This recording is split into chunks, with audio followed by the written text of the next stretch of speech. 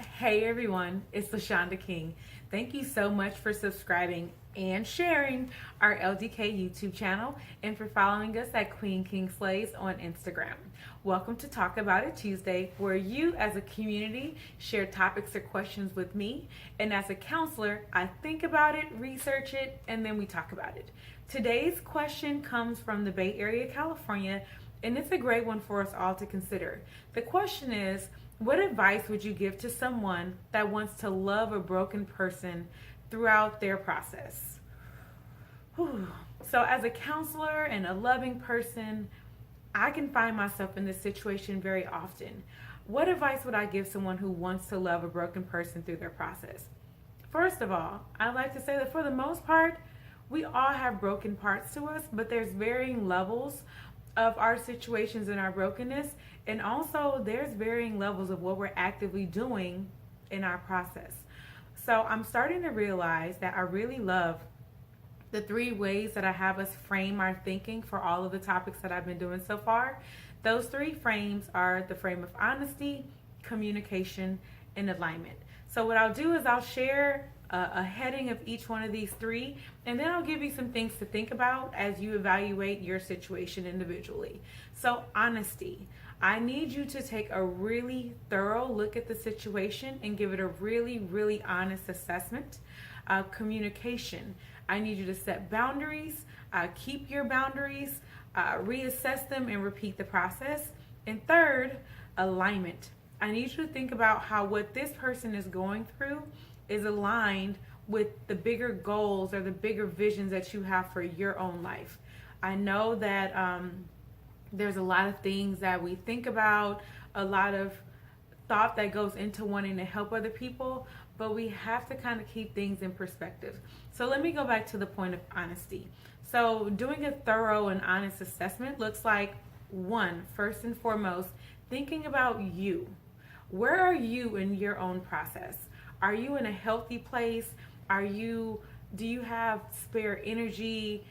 Do you have the capacity to actually take on the weight of someone else's issues or their problems? Do you have what you need to be supporting? Are you supporting them from a place of excess?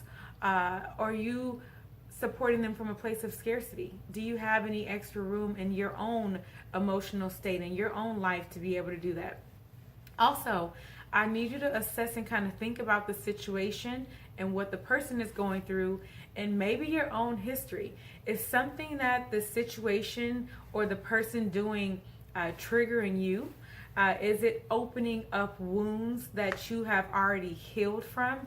Is it exacerbating and causing extra pain in your life and causing you damage? You really need to actually step back and assess that when you're thinking about if you should be helping this person through their process or what that should look like.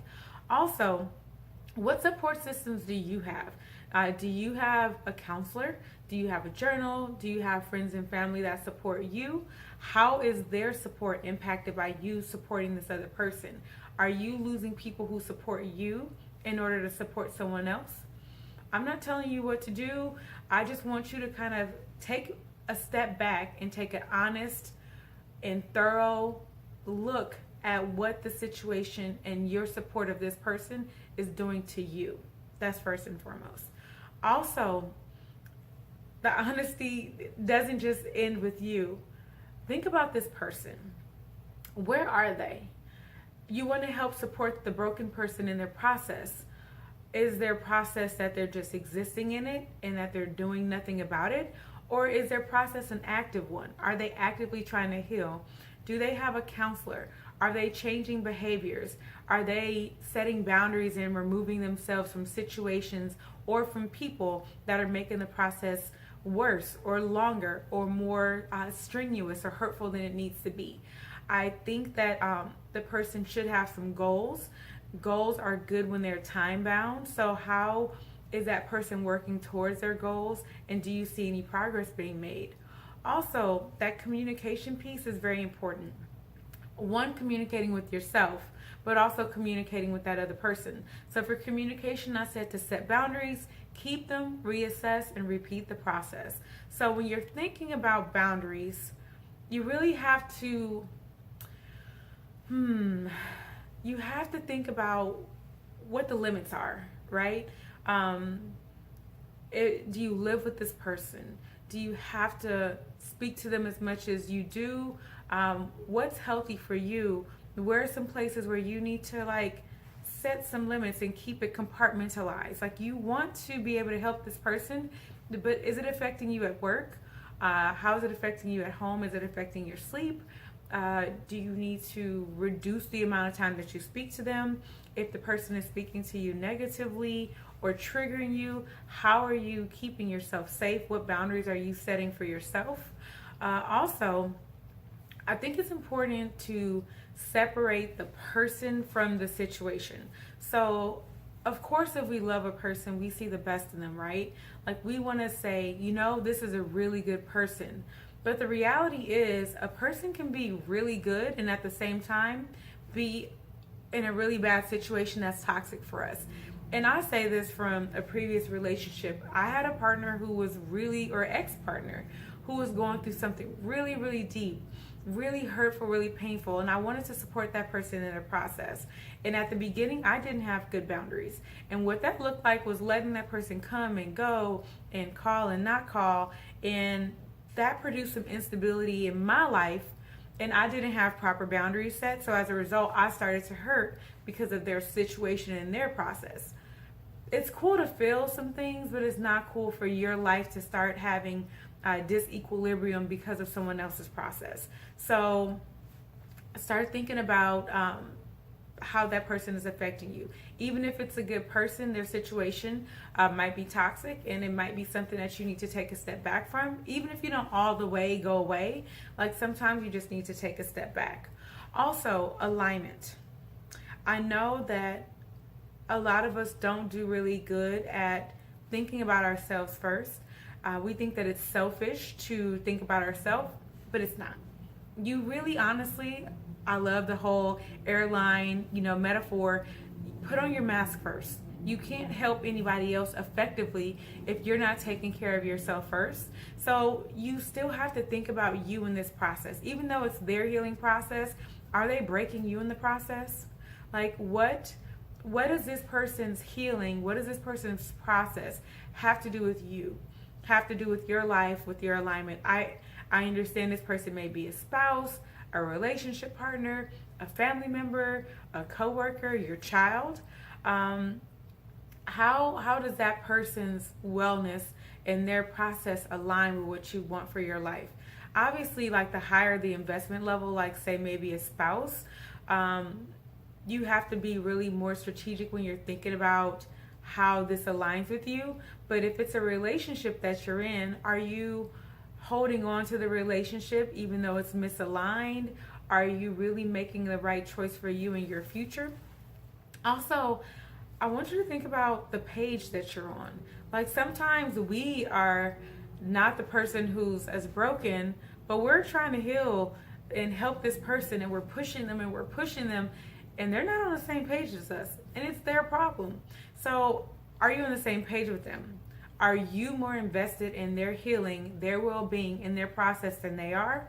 You can't effectively help somebody if they actually aren't as invested as you are. Are they fighting you or damaging you in their process? You have to think about these things like alignment. Like you want things to flow.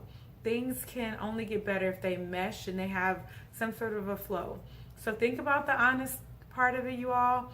Do a thorough and honest assessment of the situation from a personal standpoint, and also looking at the person who you're trying to support. Think about communication, both with yourself and with that other person. Setting very clear boundaries, maintaining them, reassessing and repeating the process. And also thinking about the alignment, how that person's healing in their process is aligned to your future, your goals, and how you like to see your life go. I know this is a very touchy subject because no one wants to abandon someone that they care about. And especially if you love them, like you want to love people through the challenges, for better or for worse, or for the hard times. Sometimes you have to take a step back. That can look different ways for different people. Sometimes it's reducing how much you speak to somebody. Sometimes it's setting a boundary of walking away when a situation gets too toxic. Maybe it's a timeout. Maybe it's going to nonverbal communication, setting up a Google document and sharing information and thoughts in writing.